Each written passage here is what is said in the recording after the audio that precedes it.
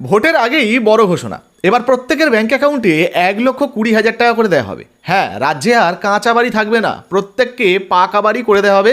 যাদের যাদের এখনও বাকি রয়েছে তাদেরও ব্যাংক অ্যাকাউন্টে টাকা ঢুকবে। সামনেই বিধানসভা নির্বাচন, আর এই বিধানসভা নির্বাচনের আগে মানে ভোটের আগেই বিভিন্ন রাজনৈতিক দল তারা কিন্তু বিভিন্ন প্রতিশ্রুতি দেওয়া শুরু করেছেন। ঠিক একইভাবে মুখ্যমন্ত্রী মমতা বন্দ্যোপাধ্যায়ও কিন্তু এই ভোটের আগে তৃণমূলের হয়ে এবার বড় ঘোষণা করেছেন, প্রত্যেককে পাকা বাড়ি দেওয়া হবে, 1,20,000 টাকা তাদের ব্যাংক অ্যাকাউন্টে কিন্তু ঢুকবে। এখন আপনি যদি এই প্রকল্পে আবেদন করে এই প্রকল্পের সুবিধা নিতে চান, বা আপনি কাঁচা বাড়িতে বসবাস করছেন, 1,20,000 টাকা আপনার ব্যাংক অ্যাকাউন্টে পেতে চান, তাহলে কিভাবে এই প্রকল্পে আপনি আবেদন করতে পারবেন সম্পূর্ণটা এই ভিডিওতে আপনাদেরকে জানিয়ে দেবো। ভিডিওটা সম্পূর্ণ দেখতে থাকুন। আর হ্যাঁ, যারা প্রথম কিস্তির টাকা পেয়েছেন, দ্বিতীয় কিস্তির টাকা কবে আপনাদের ব্যাংক অ্যাকাউন্টে ঢুকতে পারে বা সম্ভাবনা রয়েছে সেটাও কিন্তু জানতে পারবেন।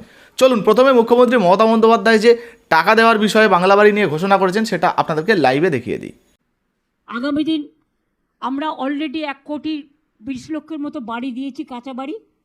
টাকা বন্ধ করে দেওয়া সত্ত্বেও এই 2 মাসেও 50 লক্ষ বাড়ির টাকা, 30 লক্ষ বাড়ির টাকা দেওয়া হয়েছে।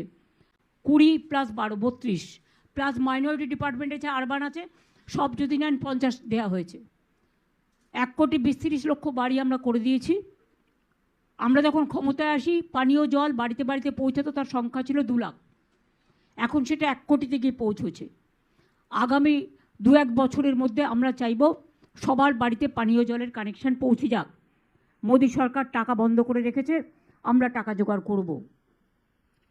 3 হচ্ছে যেটুকু বাড়ি বাকি থাকবে আমরা আগামী দিন প্রত্যেকের কাঁচা বাড়ি পাকা করে দেব, এগুলো আমাদের অঙ্গীকার। তো শুনতে পেলেন, মুখ্যমন্ত্রী মমতা বন্দ্যোপাধ্যায় বাংলা বাড়ি প্রকল্পের টাকা দেওয়া নিয়ে কিন্তু বড় ঘোষণা করেছেন। তিনি জানিয়েছেন যাদের যাদেরগুলো বাকি আছে পরবর্তীতে তাদেরগুলো করে দেওয়া হবে।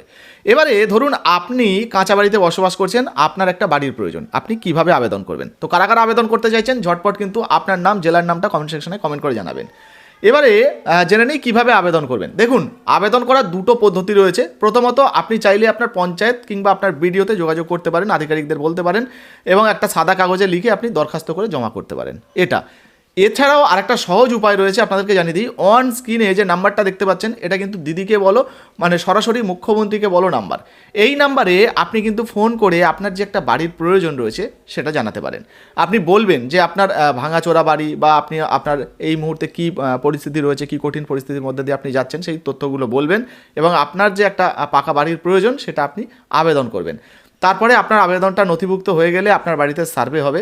সার্ভে হওয়ার পর আপনি যদি যোগ্য হন তাহলে কিন্তু বাংলা বাড়ি প্রকল্পে যে 1,20,000 টাকার প্রথম কিস্তি 60,000 টাকা আপনার ব্যাঙ্ক অ্যাকাউন্টে ঢুকে যাবে।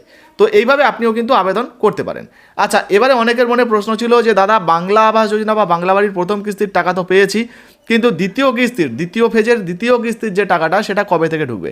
দেখুন, অনেকেই বলছিলেন যে এপ্রিল মাসে হয়তো টাকা ঢুকবে। আপনাদেরকে জানিয়ে দিই, এপ্রিল মাসে কিন্তু বাংলা বাড়ির টাকা আপনাদের ব্যাঙ্ক অ্যাকাউন্টে ঢুকবে না, কারণ এপ্রিল মাসে ভোট রয়েছে।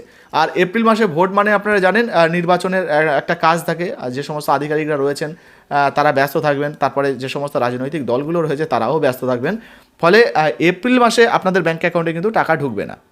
তবে হ্যাঁ, প্রথম কিস্তির যে টাকাটা আপনি পেয়েছেন সেই টাকা দিয়ে আপনি যত দ্রুত সম্ভব আপনার বাড়ি বানানোর কাজটা শুরু করে দিন এবং লিলটন পর্যন্ত আপনি গেঁথে রেখে দিন। তারপর যখন সার্ভে হবে আপনার যে ছবিগুলো উঠবে সেগুলো আবার ওয়েবসাইটে আপডেট করা হবে।